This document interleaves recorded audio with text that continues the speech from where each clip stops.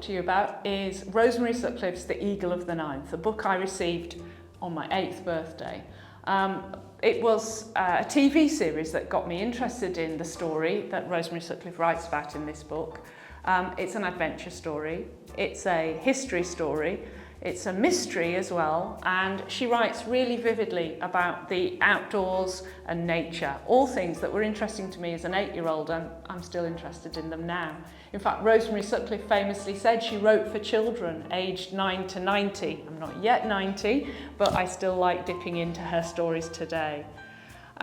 She was an amazing woman. I didn't know at the time when I was reading her book, but I've since found out that she was wheelchair bound for most of her life. She suffered from a very severe form of arthritis and didn't get to see much of the world that she portrayed so detailedly and excitingly in her stories.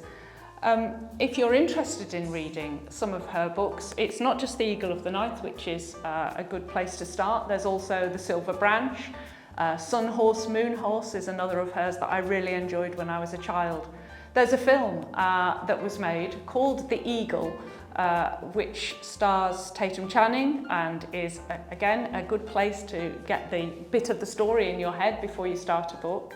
When I was a child, it did look a bit daunting, but it's got a few nice little line drawings, which I enjoyed looking at when I was a kid, but it was just the language and the writing and the plot that got me hooked, and I would say it's still a book I like to return to.